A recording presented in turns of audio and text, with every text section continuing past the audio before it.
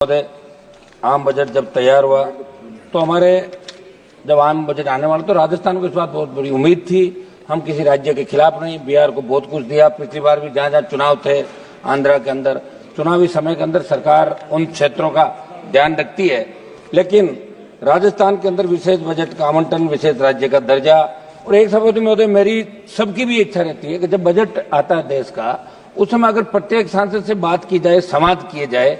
कोई जरूरी नहीं कि आप सांसद की बात माने, लेकिन अगर संवाद किए जाए उसके बाद अगर देश का बजट है तो निश्चित रूप से बहुत अच्छा बजट देश के अंदर आ सके। नई पहल मोदी जी को करनी चाहिए, हर मामले में नई पहल की बात करते हैं। आंकड़ों के माया जाल के अंदर उलझा के रख देना और फिर उसी तरह के हालात दिन ब दिन बढ़ते जाना।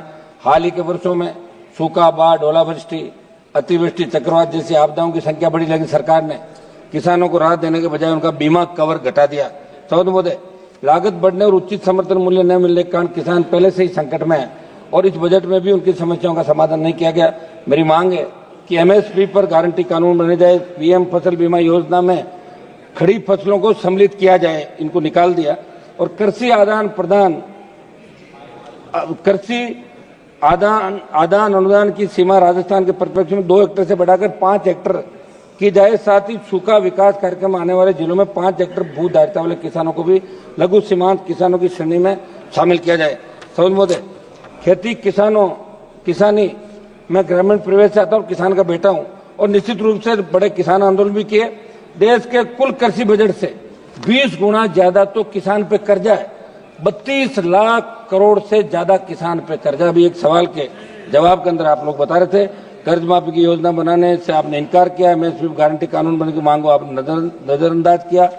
आप फसल बीमा योजना के पिछले 7 वर्षों में सबसे कम आवंटन इस बजट में किया गया है। मेरी मांग है कि जब वित्त मंत्री जवाब दे तो फसल बीमा योजना से बाहर निकालकर सरकार ने आपने इसके अंदर फसल बीमा का दायरा बढ़ाए और प्राकृतिक आपदाओं को आपने फसल बीमा से बाहर निकाल दिया और ये मैसेज दिया कि आप सिर्फ जुमलेबाजी करते हैं। और इसका वित्त मंत्री जी, किसान, एमएसपी गारंटी कानून और फसल बीमा, इसके अंदर आप निश्चित रूप से पूरा ये देश को बताएं। आप लोग ग्रामीण अर्थव्यवस्था की अनदेखी, मनरेगा का बजट, बेरोजगारी बढ़ रही है, नरेगा में मजदूरी करके लोग अपना पेट पाल रहे हैं, लेकिन इस बार बजट को आपने कोई बढ़ाया नहीं मनरेगा के अंदर।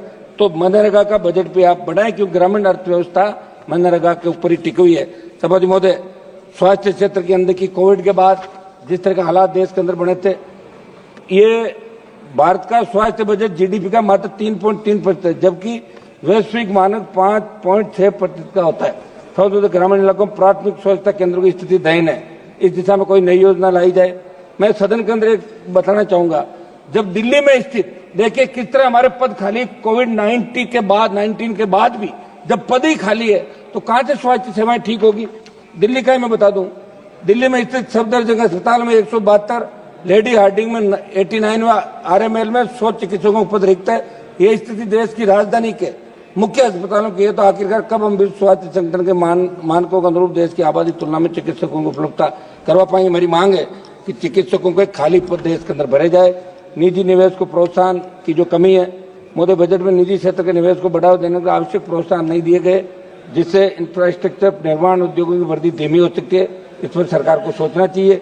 एफडीआई को लेकर बड़े बड़े भाषण सरकार के मंत्री देते हैं, लेकिन मैं बताना चाहता हूं भारत की एफडीआई वृद्धि दर पहले ही धीमी पड़ रही है और ये बजट इससे बढ़ावा देने में सफल रहा है। सभापति महोदय, मध्यम वर्ग के लिए आपने घोषणा करी 12 लाख की सीमा को बढ़ाकर कम से कम जो आपने ऊपरी आय वर्ग को ज्यादा फायदा पहुंचाने वाला ये बजट, आयकर में कुछ राहत जरूर दी गई, लेकिन 12 लाख की सीमा को बढ़ाकर कम से कम 15 लाख आप लोग करें। महंगाई की वजह से आम आदमी की वास्तविक आय पहले से प्रभावित हो रही है। आप पेट्रोल डीजल की कीमतें घटाएं। होम लोन, शिक्षा लोन, स्वास्थ्य खर्चों पर टैक्स कटौती बढ़ाने की जरूरत थी, लेकिन सरकार ने इस पर ध्यान नहीं दिया। सभापति महोदय, राजकोषीय घाटे का बढ़ता बोझ जो इस बजट के अंदर आपने बताया, सरकार ने राजकोषीय घाटे का लक्ष्य 4.4% जीडीपी रखा है, जो वैश्विक मानकों के अनुसार अधिक है। मैं आपके माध्यम से वित्त मंत्री से पूछना चाहता हूं कि आप पूर्ववर्ती सरकारों पर आरोप लगाते रहते हो, लेकिन आपके कार्यकाल में भी सरकार लगातार उधारी बढ़ा रही है, जिससे आने वाले वर्षों में अर्थव्यवस्था पर भारी दबाव पड़ सकता है। सभापति महोदय, बीमा क्षेत्र में विदेशी निवेश की बढ़ती सीमा, मैं सदन के माध्यम से सरकार को बताना चाहता हूं, बीमा क्षेत्र में एफडीआई सीमा को 74% बढ़ाकर 100% करने का प्रस्ताव घरेलू बीमा कंपनियों के खतरा बन सकता है। इससे विदेशी कंपनियों का वर्चस्व बढ़ेगा और भारतीय कंपनियों को नुकसान होगा, जिससे लाखों नौकरियां प्रभावित हो सकती है। ब्याज भुगतान का बढ़ता भार, इस बजट का एक बड़ा हिस्सा लगभग 12.76 लाख करोड़ रुपए तो सिर्फ कर्ज के ब्याज के भुगतान में ही चला जाएगा।